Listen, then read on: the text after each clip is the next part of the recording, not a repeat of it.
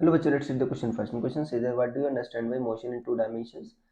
When an object is moving with uniform velocity in two dimensions, explain displacement, velocity and equation of motion of object. So students, सबसे पहले आपको समझना होगा की concept का use हो रहा है. So की concept is motion in 2D या टू डायमेंशन. देखो, टू डायमेंशन मोशन मतलब हो रहा है, मतलब इसके बॉडी के, ठीक है ना, दो कोऑर्डिनेट वेरी हो रहे हैं. So two coordinates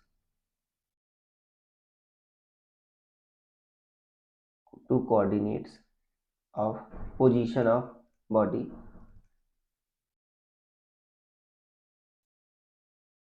are changing with time. तो ऐसी मोशन क्या कहोगे आप? 2D motion.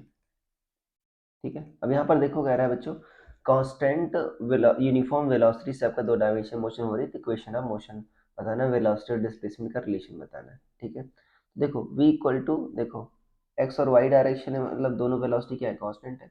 मतलब x डायरेक्शन में आपका वेलोसिटी ux है और y डायरेक्शन में क्या है, uy है. तो ये कांस्टेंट है. तो v अगर वेक्टर फॉर्म में लिखना है तो क्या लिखोगे, vx क्या है प्लस uy ये क्या है. अगर मैग्नीट्यूड चाहिए तो क्या होगा बच्चे, दोनों परपेंडिकुलर है, तो क्या हो जाएगा ux का स्क्वायर प्लस uy स्क्वायर. मान लो टी टाइम में आपको डिस्प्लेसमेंट पता करना है, तो s क्या होगा, एस एक्स आई क्या है प्लस एस वाई जे क्या है, राइट. एक्स डायरेक्शन में तो वेलोसिटी क्या यू एक्स है, तो क्या आ जाएगा you x into T, right. Displacement क्या होता है, वेलोसिटी इंटू टाइम इंटू ये आई कैप हो गया, ये क्या होगा you I T into J cap. अगर आपको मैग्नीट्यूड पता करना है, मॉड ऑफ एस, ठीक है, तो क्या होगा, इसका स्क्वायर कर दो, यू एक्स टी का square plus you Y t का स्क्वायर.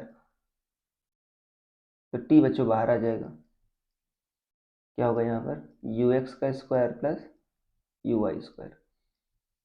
ये बच्चों आपका डिस्प्लेसमेंट आ गया, राइट.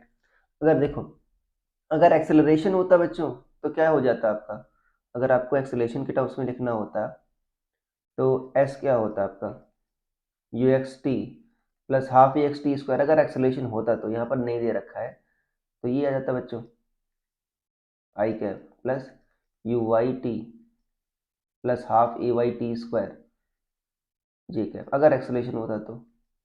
और वी क्या था बच्चों आपका, U X plus A X T, right, I cap plus क्या था आपका U Y plus A Y T जी का किया था बच्चों. तो ये v की वैल्यू आ जाती, ये s की वैल्यू आती है अगर एक्सलेशन नहीं है. अब यहाँ पर ax और ay जीरो कर दोगे तो क्या आ जाएगा, जो हमारा पुराना इक्वेशन है वही आ जाएगा बच्चों. ठीक है, तो ये आपका रिलेशन हो गया, राइट. क्योंकि देखो v equal to u plus a t होता है, राइट, 1D मोशन के लिए, और s is equal to u t plus half a t square होता है, वहाँ से ये वैल्यूज आ जाएंगी.